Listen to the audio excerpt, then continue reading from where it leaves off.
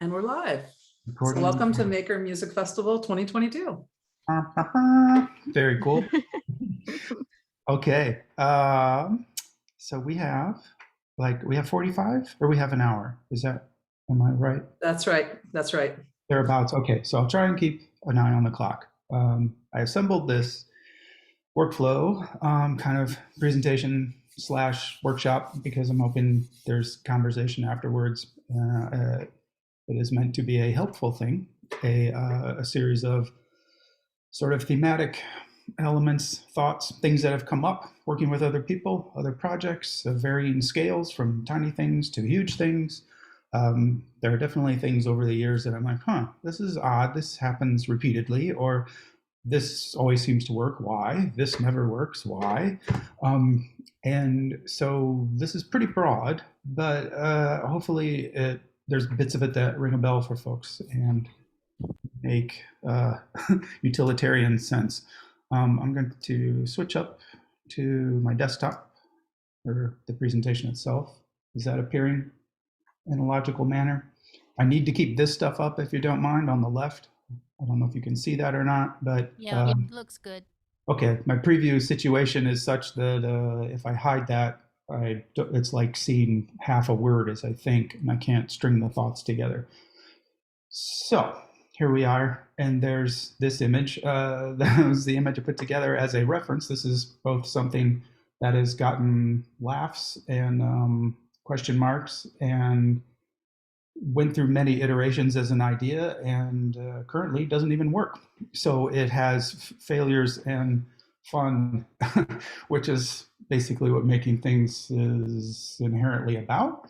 And I'll refer to this doodad, henceforth known as the Logarithmic Generator, as we go through this. So I'm going to start here and use a few examples, and at the same time tell you a little bit of things that have happened in the past. So this is sort of reference by example, rather than me blabbing on about things that I've done previously. So this, you can kind of tell from the funny coloration in the image, is from a 35mm slide. This is about a 35-year-old project that I did when I essentially looked at a picture in an encyclopedia of what a tongue drum was, and I made it based on the picture. I had no clue what I was doing. It is made from a tree that was hit by lightning where I lived as a kid, and I used a radial arm saw, which almost took my fingers off, and an X-Acto knife. There's nothing else going on here, and it makes sound, but it is not in tune. I didn't even know how to do that at the time, but it was clear back in that time and age that I was a sound nerd, and I was completely infatuated with building and making devices which made sound. At that time were all modeled after classic acoustic instruments, although I had access to a lot of other things that use electricity. So flash forward then to this project, which was in 1999, 98, which was a commissioned piece for MoMA in New York. This is the opposite of the thing we just looked at before, whereby this required a lot of coordination, project management people, multiple vendors, people that just did the tech. That was their job alone. So there was teams of people. And this is the other end of the spectrum, which is why I show this, that it's basically working with people as much as you are working with trying to create something. So at scale and complexity, it's an entirely different animal. But if you you're basically in your zone of comfort and what you provide, but it's become like a social context. So this is one end of the scale of complexity. This is a different end. I do public art commissions as well. This is not an instrument, although it does make sound because I've always got that in my back pocket. There's a LED array under the base which illuminates up through it. It was inspired by the birds that would leave in flocks from the adjacent park and lake nearby. It's made entirely of stainless, and it weighs more than a car. It's not small. It was made here in the studio like most things are, but it is something that kind of crisscrosses different paths of building and making art. This is essentially, well, if you've seen the object sequencer here at the festival, this is about a 35-foot high version of that with many, many, many, many parts. That is kinetic. It's in an atrium, an indoor atrium. So this is also a sculpture of sorts. It's sort of an installation slash sculpture, interacts with light, does a lot of different things. This is what you would more commonly think of as like time-based art, where there's interaction, but it's not so much about the form. It's about what happens when people walk through the space and activate this sampling and referencing basically series of utilities, which I kind of hotwired from old security systems. This is back in maybe also year 2000. There's about a little before, perhaps. So it's installed and it's used and it's put away. It does not exist anymore, although everything gets cannibalized for something else. And that then last stop is today, or a couple months ago. This was a show which essentially was not so much about sound as it was just the merger of technologies thought of in artistic terms. And so I was very honored to be part of that. I was a small fish in a small pond, but very happy to be there. And yeah, so things, making stuff. So we're talking workflows. And then what I want to point out here is that I kind of think of workflows, which usually are more commonly associated with software-based issues or constructs or work design. I kind of think of it as like mental scaffolding. It's something that might not be pretty, but it can be extremely useful when you see the utility in it, when it makes sense to the person, and it's even more useful if you make it yourself. It's not usually anything that's shared, but it's something that augments your mental process and this kind of, at least in our minds, linearity of I have an idea and then I'm going to go through these steps, and at the end of that flow I'm going to have a thing and I'm going to play that thing, or I'm going to make 10 of them and sell them, or whatever the idea is. So this is one of the things where a lot of people will sigh, especially if there's a group of people working on something. They're like, oh, great, now we're going to talk about something that is not very exciting, but is very helpful, I believe. So step one is if you've got pencil or paper, or you've got a mind that can scroll things down, this is my little map of what I do and what I aim for. So there's kind of like the node in the middle without my face or something in it. I don't want to be that odd about it, but it's essentially like a bunch of dendrites and a node. And those are the activities that day to day that I'm dealing with. And those are overlapping activities, but they all require some element of putting things together, whether it is something just shy of a product or a sculpture, or whether it is something that is very temporary that yields a given effect with sound. So that mishmash of stuff is sort of in my head, but I know everybody has a version of that in their own mind. And the only real reason to do this is because when you mark these things down, you sort of mark them down in time.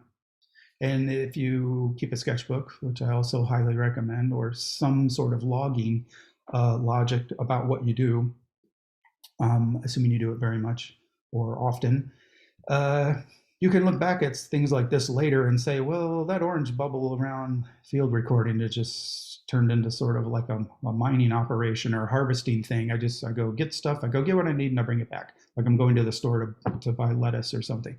So, but it didn't start out that way. So I can reference over time, over years, that these things have kind of shrunk and grown, and new things have popped up and other things have gone away. There's kind of a whole avenue not on here at the moment that has to do with light and interactivity and behavior of light, which was always kind of a thing, but it's more so recently for some reason. But it's just keeping track of stuff. It's almost like a diary of sorts, and it's not the kind of thing that would need to be when people share too much, or you're like, hi, how are you? And they tell you way too much.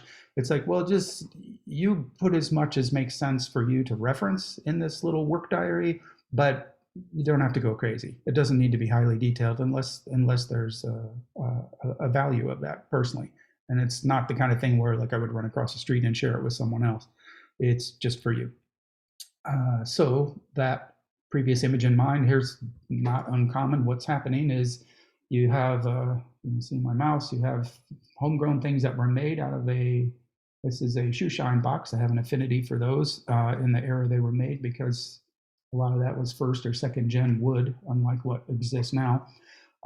But there's homegrown things in here, and then modified things and things you can order from a catalog, mixing bowls, my favorite cajon, etc. And so this turns into a little jam, a little vignette.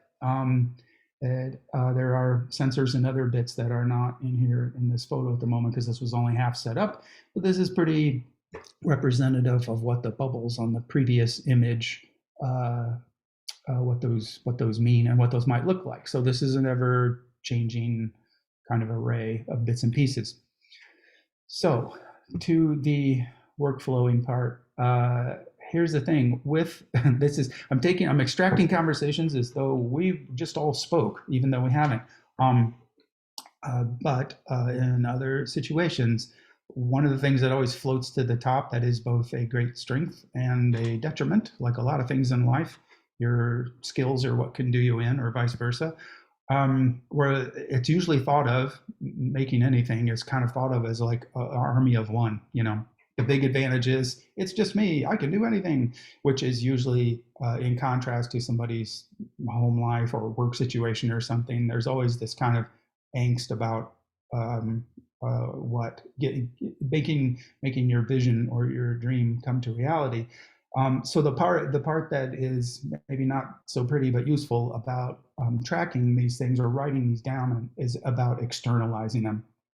It's like the number one trap of the army of one is that you're like, yeah, I got it. Sort of like somebody says, can you pick these things up from the store? And then you get there and you're like, crap, it was one, like, unless you know the memory palace thing, you're going to forget.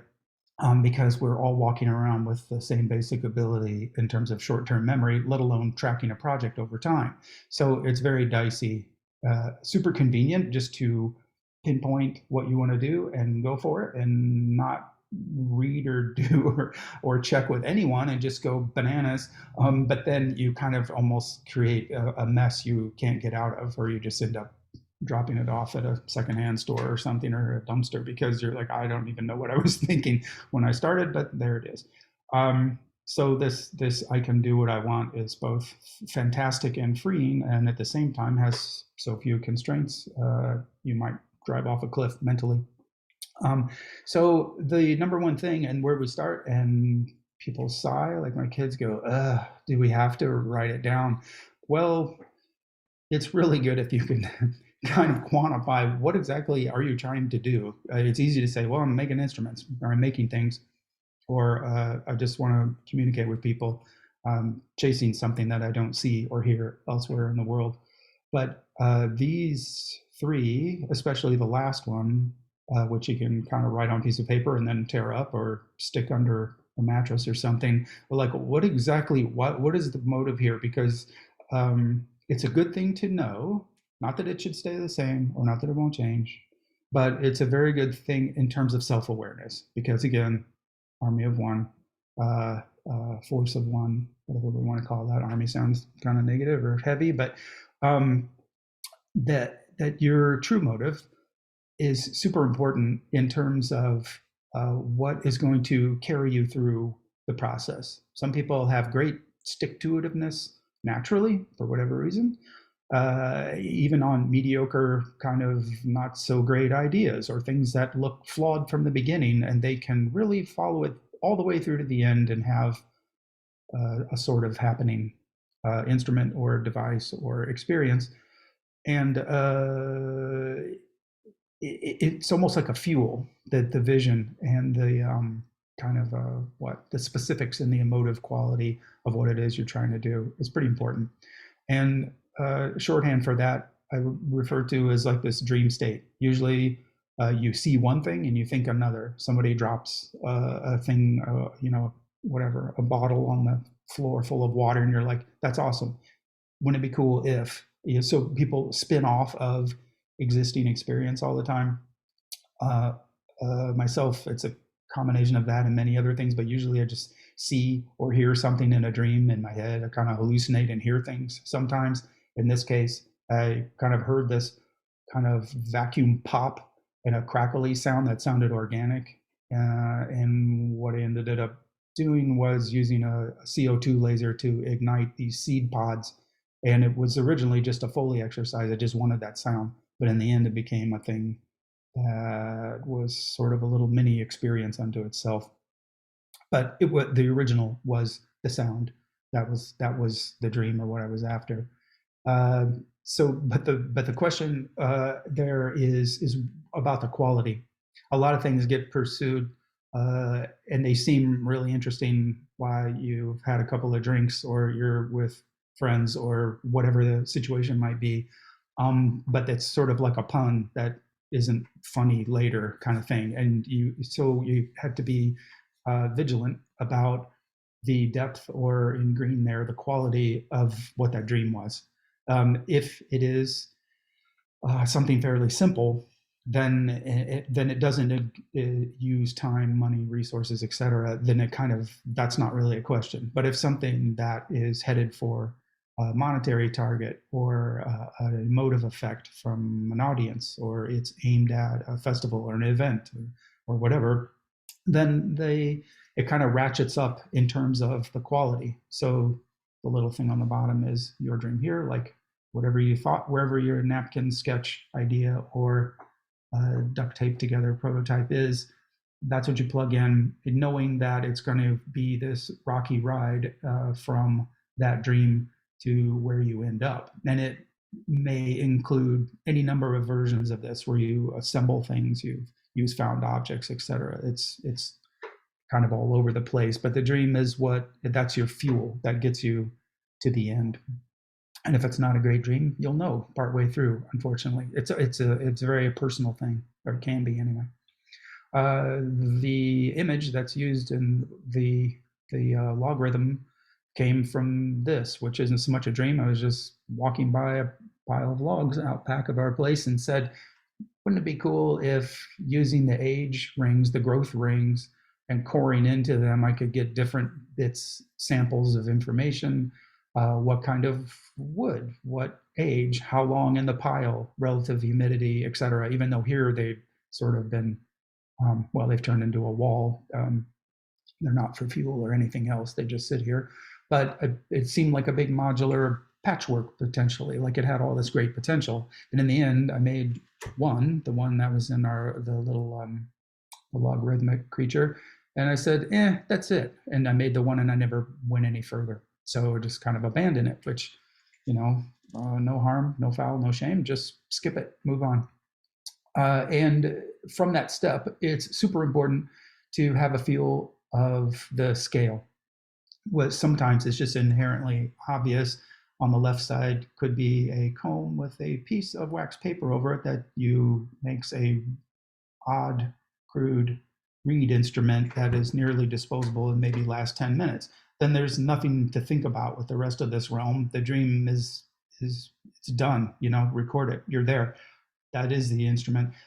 But what tends to happen is as time goes on and complexity goes up, it kind of blows out the execution part of it into this thing that requires subdividing and coordination, even if it's just, again, a singular person. What happens a lot of the time is that you have that dream, that log pile, and in reality, I had to drag the concept back over here, which is not to say that it was a failure per se. It's just that my brain, the cognitive limit, so to speak, was about this far in the arc. And as it started to grow, I'm like, oh dear, I could end up putting months into this, and I'm not sure it's really going to be what I think it is. So there's always that. This is something we all work with, I think. I'm just saying it here out loud, that we all kind of work with this attraction of the unknown and the reason we're pursuing it in the first place. But that is balanced out by, well, am I going to spend another month of my life on this? Is it worth it, kind of thing? And that, I say awareness up here because that's exactly what it is. It's awareness. There's nothing much else to say about it, but it helps you to kind of gear up and for execution of the project. So the first thing from there, or the second or the third, I don't have numbers on these, the next thing of concern and tends to not happen a lot, but it does by those that have done it very much, is essentially you need to mock up and chunk out the problem. So the problem, meaning I have this dream, I'm going to turn it into what it is. This term here, to chunk out, is to basically take the parts that are the most complicated or that seem like they're the steepest hill to climb, break them into solvable chunks. This isn't always necessary. This usually comes into play when there's a greater level of complexity in your project. So that's one important thing to do. The next thing is those isolated proofs need to be dealt with in the order of their uncertainty. This doesn't happen a lot, unfortunately, and the bigger the project, the worse of a problem you will have if you do not at least have this in mind. I'm not saying you have to do it exactly, but it helps, because what happens is you have the aspect of the project you love, and then you pursue that, you run after that, and you kind of do the things you can versus the things that are probably the sticking points. And we'll talk about that here in a second. These are highlights of things I'm going to talk about in a tad more detail. So there's always the make versus buy, especially in current times. You can pretty much dream of almost anything and say, well, that just means I need to source it from these places versus making it. The thing is, with the making for myself, for a lot of people, is like a whole aspect of the joy. If I wasn't making the thing I'm using, or at least making the whole situation or designing the outcome, I kind of feel like it just leaves me a little flat. Obviously, purchasing it, if you can, is quicker, and you can always buy 3 things and chop them up and glue them together and get some version of what you meant, but it will not necessarily be the same experience. But I'm not really saying that's good or bad. It's not a value judgment, it's just a choice. And then there's iteration duplication. Most of us have multiple versions of concepts, and it's great to keep the early versions or to kind of transfer that asset of thoughts and effort and money into a next version. And if there's duplication, that also proofs out what might seem like some magic phenomena or some interesting sound, and you make another one and it won't do it. So it's pretty worth noting. That's pretty important to me, but it's worth noting that that's how that works. So here's quick examples. These were percussionist birds, at least in my mind. The stuff on the left is basically contact mics, things you can get. Sounds great on double thick cardboard. So without trying real hard, I know this seems overt, but you put feed on contact mics and birds do things. So these ladies, of which there were 6, I think, in the end, were the polyrhythmic generators. Of course, they come from life, from nature itself. They are one of my favorite things, which is an unregulated, I have no control over what's happening, but I will work with what happens kind of mindset that I like to pursue. The second aspect, or the second proof I tried, was just kind of a quick, almost like laboratory mock-up. This is made up out of other devices, other machines, basically using a corrupt cell phone that got backed over by a car, which in an interrelated sense triggers the tapping mechanism, depending when it feels like it, and it taps that hot sauce bottle, which puts liquid into that container, that beaker. That whole little ecosystem worked pretty good. Not exactly like it should, but it was, as an example, fine enough. This idea was some high-speed recording of that same device, because I wanted to kind of isolate the reaction time or the speed of the display. That turned out to sort of work, but to be not exactly what I wanted, so I skipped that. And then this was part of basically volumetric pressure driving these LEDs through a tubing and not getting stuck, or many other things that were prone to happen, which did not in the end. So that one was successful. And so these of my proofs, I could kind of tick the boxes like, yes, percussionist, chickens, hot sauce bottle, phone call, yep. And or until that went to sleep, it did not work very well from that standpoint, but it was cool to watch. And then the pressurized linear sort of like skywriting, except you're controlling where the LED goes and how it passes the sensors and how that interacts. So the trick then was I thought that those were the toughest things that needed to be solved and needed isolated proofs. You put the three together with the little plus signs in between, and that makes the one instrument or the one event, the one installation in this case. That's why the blue brackets are around it. These are three things that are supposed to be one thing. They won't literally look this way in the end. But the plus signs, them coming together, is supposed to be the easy part. Glue, screws, some code already in place, etc., that brings all that into one. So a brief pause here. This happens to all of us all the time, but just a quick check in this kind of apparent linear flow is that despite the fact that all those came together and worked, my original idea in blue maybe was not so attractive or lost its charm along the way. So remaining open to shifting gears, again, this is as good a time as any to have a wide angle view and to do more proofs and sort of mini mock-ups than it is to kind of become very sort of narrow in the view. So the narrow, I mean, it's a pro-con thing. At following and hitting the original goal, like, yep, there it is, A to B, I went, I did, I'm done. You can miss a lot of variations. And I put 6 hypothetically, there were at least that many in this project. And coincidentally, number 5 was more attractive than the original goal.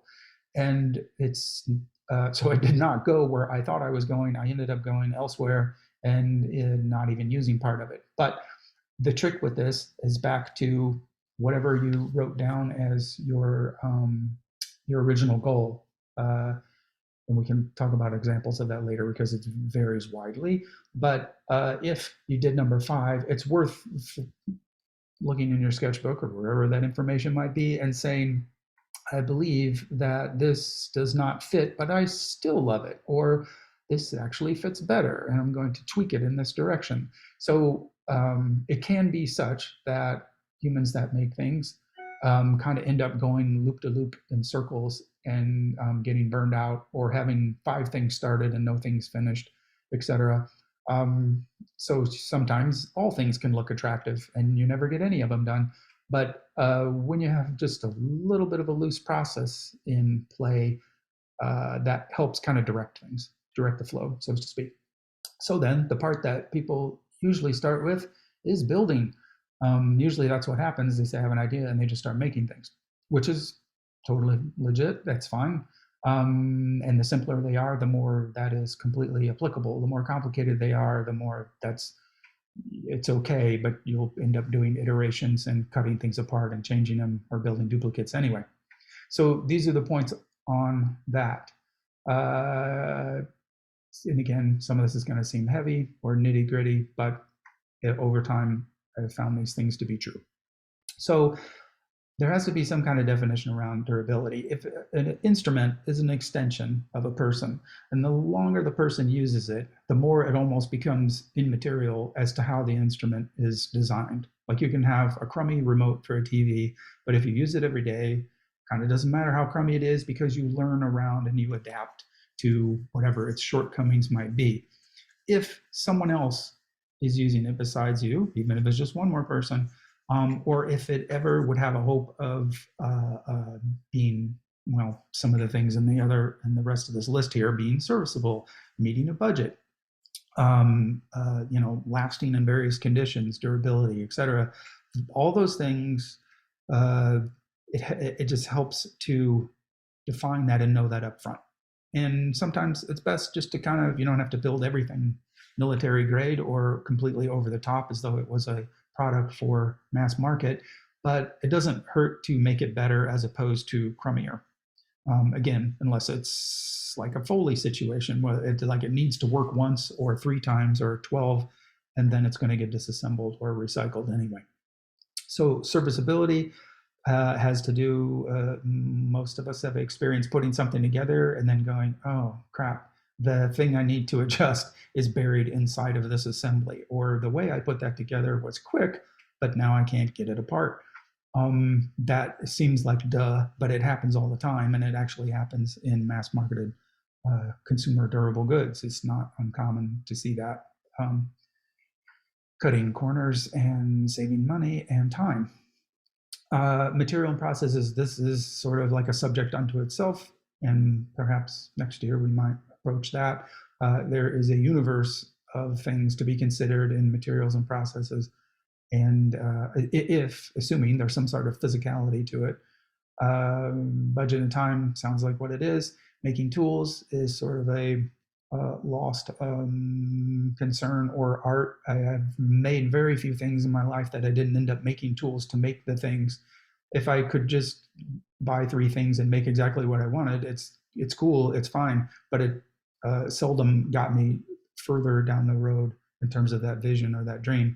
And then the last we'll touch on is a bias of awareness, back to some of the issues specifically around doing things by yourself and not having anyone to bounce things off of, or just, in my case, just thinking you can do it yourself and being self-taught. So durability, not exciting, but important to talk about, because there's the teeter-totter iconography here where you basically have time, materials, and money. And on the other side of that is something that akin to product life, meaning sometimes there are completely cool, amazing things, beautiful looking, beautiful sounding, etc., that unless it was intended, might not last more than a couple months. And there's a variety of reasons for this. It can be a complex thing. Mostly it just is good to err towards safety when working with materials, whether exotic ones or ordinary. Well, and tied to that is the issue of if you thought more than one person was doing this, or you were shipping it somewhere and someone else was using it, or was at a festival or something, and somebody else needs to install it, and then you're going to play, or whatever it might be. If anyone else is dealing with things, the durability has to go up. This is almost unanimously underestimated. People say, "Oh, this is fine. I've got this thin plywood, or I'm going to use cardstock for the outer portion of this faceplate. I just want to cover this stuff up, etc." But durability is a big deal. String instruments, almost all classically acoustic instruments, all have some aspect of like a consumable aspect to them, like reeds on a reed instrument. It's like you're keeping a box of those around, versus the mechanical parts are less so, and then other parts need to be maintained, and so on. So if there's other people involved, that's a big deal. And if you think that's not true, the same car that you can get at a rental place is the same car that you might personally own, or the same with a house. And if you are a rental agency which does proper maintenance and follows everything to the letter of the law, and the same with somebody who rents out homes or their space, there's no exact number that I can find on this, but having designed products for different realms, and the kind of anecdotal information that flows through is that a rental car is usually not something you want used. And if you were living in your house for, say, a year, it might need paint or something, but it's not going to look much different on the inside. But if you rented your house for a year, it's going to look like wild animals were turned loose in it. Basically, things get trashed when there's not a sense of ownership, and when people don't understand what one knob or doorknob or whatever, lid, light switch, etc., does, and it doesn't do what they're used to, so they go against what it is, and it basically thrashes things. Like this. This sign was engineered with a glass-filled plastic, incredibly tough, but not tough enough, evidently. Yeah, I just thought that was funny, so I took a picture of it. It was in the back of a grocery store. Fire exit. So here's a couple of examples, or 3-4 examples of things that have fabbed for durability. This is it has a little array of inductors in it. The inductors don't mind the plastic so much, so they are protected by being overmolded in an epoxy. The base on it is printed out of a very durable material, and it basically acts like a little spring. So if you step on it, it bottoms out, but it doesn't crush the cord, which is shielded. And so they can sit in the rain. You can put them in the water. You can leave them out, which is what needed to happen in this particular case. So they're not that that's all complicated, but it just needed a little leverage in the materials department to boost durability. Same with these. They look kind of low tech, and they are, but they were intended originally to sample the activity of maple seeds falling in the fall, the little propeller guys that come out of the sky. And then I ended up using them for rain and snow and other things. And they still work today just because they were geared towards durability. And usually electricity and water is not a great thing. Yeah, so there's that. They were just sitting on the edge in the garage, catching the water coming off the roof. So the deal with that is that everything in your assembly, again, unless it's plastic cone with the wax paper on it, has different sort of life expectancy. Switches live in one place, and you can, when you look stuff up, I'm sure you've done this, you'll see sometimes in the spec sheet over on the side will be a little good for X amount of cycles. Jacks, for example, always say they have great numbers, but they never seem to last as long as they say they should. A capacitance surface is probably going to go quite a ways unless you drop something heavy on it. And the body itself is usually forever. But that's just at a high level as an example to say that if you plan accordingly, then the things that have low life expectancy can be swapped out or replaced without disturbing the overall functionality or having to tear the whole thing apart. So like the joke about trying to change a spark plug and you have to take the front half of the car off to get to it. And in line with that is the order of assembly and accessibility. This is one of our favorite circuit bending toys around. It's the inside of Teddy Ruxpin. And you can kind of see, just as an example, you have these little swedged strain reliefs here. But if you wanted to tinker with this part, you're going to pop out these outer screws. Sorry, where are they? Here they are. You are essentially going to unearth or take out the layers of this thing, sort of like disassembling a sandwich to get to the parts you want to. This is right down the middle of the road in terms of being like a smart way of doing it versus not. Although anytime you screw into plastic bosses like this, you kind of have like a 1, 2, 3 shots at it, and then you're looking for a bigger screw. So if those had threaded inserts, they'd last even longer. But I don't think Teddy Ruxpin people ever meant for us to take it apart and turn it into a DJ tool the way we did. Then, as an example too, this was some circuit bent AM radios. I 3D printed these, basically mating interface points, and they look like that when they went together. So you can, in fact, replace that board and take all of that stuff apart again and change it if you need to. In this case, I did 6 of them. And they are each separate because if one goes kaflooey, then I can just replace the one. They could have all been in one panel, but I don't want to take the whole thing apart and have everything hanging off the back each time I were to do that. And then this little switching matrix switcher area over here was kept separate, as was the power supply, and printed for the reason that compensating for all the different thicknesses and standoffs and clearances, it was the most effective way of kind of making one-off little fixtures that hold things. On the materials, it's usually all about application alignment. There is performance usually you're after, and in the acoustic realm, the material is the sound. In the electronic realm, usually there's aspects of the material, but really there's the container or the containment of the electric and what the electronics are, and then their interface. And there's many things, of course, that are hybrids. And those are balanced out by, do you have the tools or access to the tools to be able to make or alter what you need? Is it available? What does it cost? And there's two kind of things that happen, and they sort of happen at the same time, but I just laid it out here just to say. So there's a material choice, like say you already happen to have a pile of 22 gauge mild steel, and that's free. So that becomes like a material choice by default.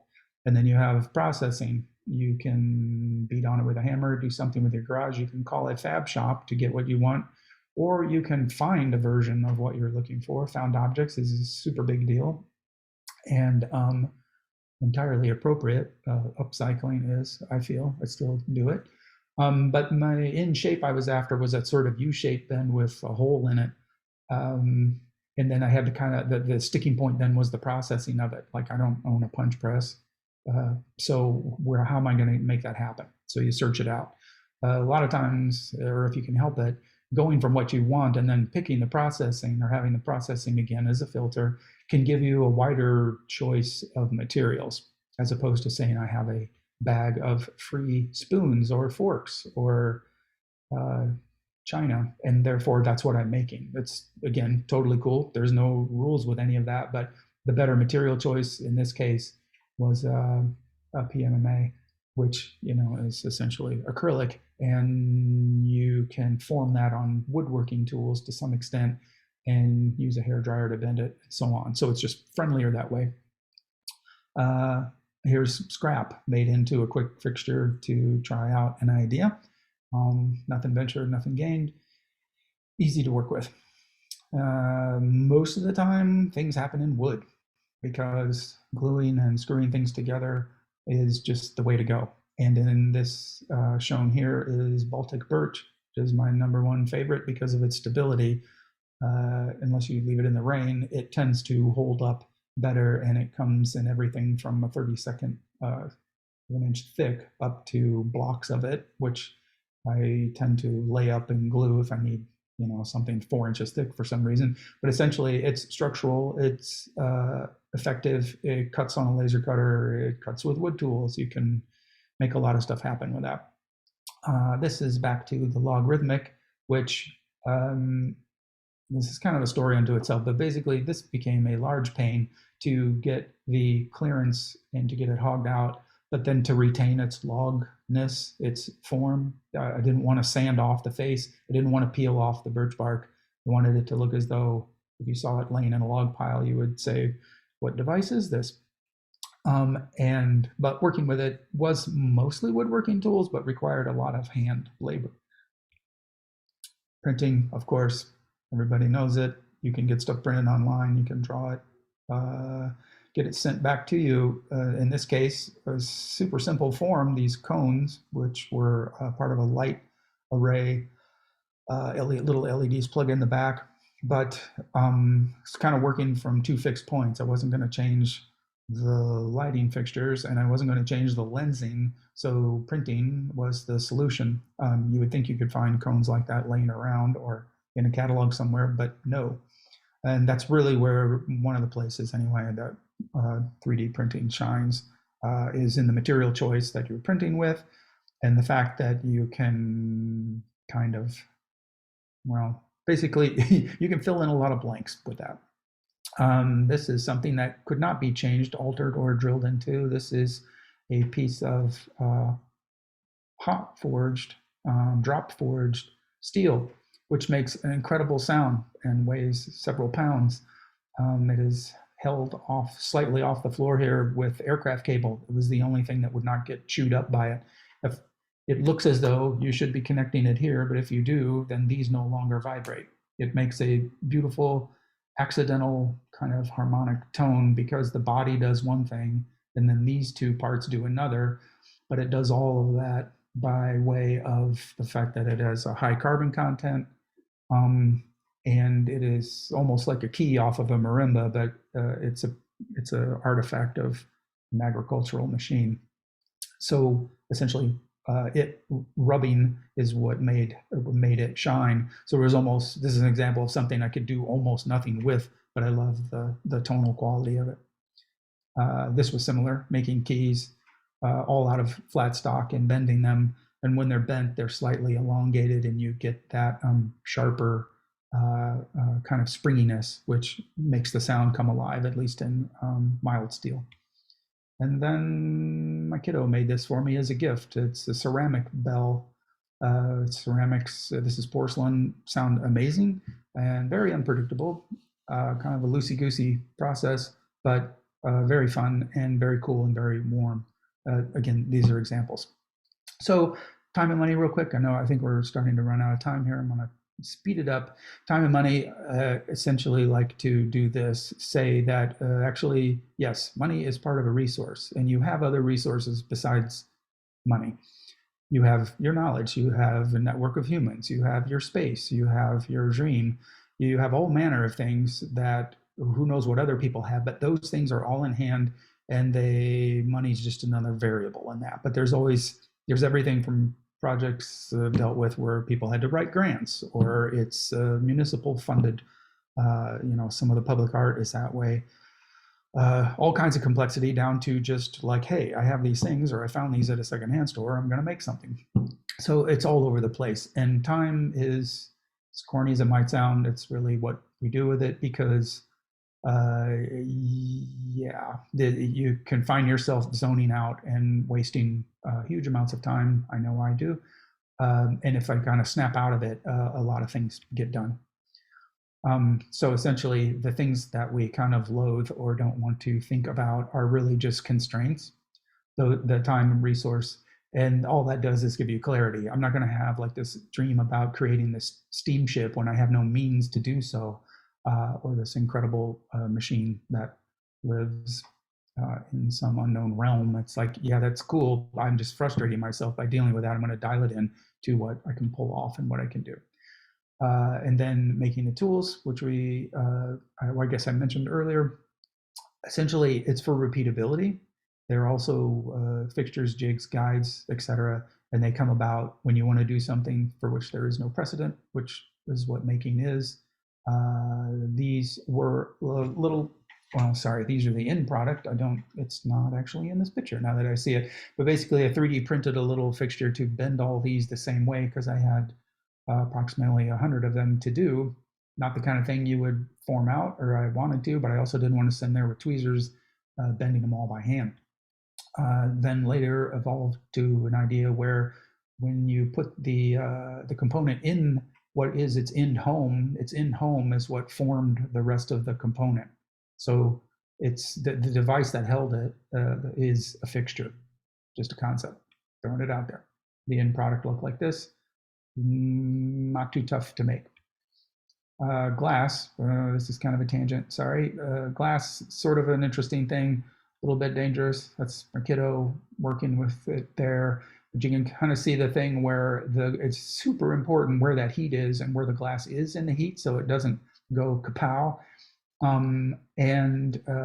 So what happened is I basically modded a tool to be able to do that. This is a cut up piece of pipe here that I welded to an existing pair of vice grips. These were, so I cut it off, added these to fit a MAP gas, and then wrapped this from a different part and made a little clamp for it. So it's got a wedge under here. So when you pull this back, it loosens up. You put it where you want it in space, because that's important. And then you do what you do. And lastly, then, is this element of self-awareness. Since we type and speak most things these days in terms of communication, it's a little bit lost, but the idea that your actions, your intent, what you seek to bring into the world has a unique quality, sometimes is obscured by the tools, the money, the time, the dream, let alone. So if we were all handwriting and passing notes to each other, you could surmise certain things from the handwriting. Like there's humanness in that expression, which is what we look for in sound and other people's builds, and kind of all the amazing things that people express themselves with. So that's just to say that I wish I could see more of it. but we should all be aware of it. The motives, already mentioned that. The asking, a lot of people don't ask. They just start doing and they get frustrated and they bail. Or they, ratchet the whole thing back up and say, yeah, that's what I meant to do, or whatever. Any number of things happen, but never be afraid to ask. And lastly, is just the objectivity in yourself, since it is a lot of times a singular effort that you kind of want to show somebody, or you want to share, or you're going to ask somebody's opinion. Just kind of first start off by being kind to yourself. A lot of people, it's kind of weird, either totally overcompensate about something that's really not that great, or they're incredibly hard on themselves. So it's kind of hard to watch some days, but there's a wide spectrum of skills and time and amounts of time that people have been involved in things. And so it's really important, though, just to start with yourself and maybe go like, okay, well, this is like the third time I did this. I'm doing it. I'm trying. And to cut yourself some slack. It's really important. It doesn't always have to see the light of day. Make another one. Try again. It's all about kind of a persistence and ongoing learning. So that is what I have to say. And thanks very much for your time. I think we've got like 7 minutes left or something like that. Yeah, thank you. That was wonderful, Brian, as always. Any questions? I know we've got a lot of makers here in the audience. And of course, I think you probably have the most epic whiteboard of anyone I know. It's always changing. It's something different about the whiteboard versus the sketchbook. Somehow I close the sketchbook and I'm like, what? Like the thoughts are gone. But I don't know. So do you mostly use the white? So do you mostly sketch on the whiteboard? Yeah, it was sort of like by default, really. It wasn't on purpose. They have a run of about 20 feet of whiteboard.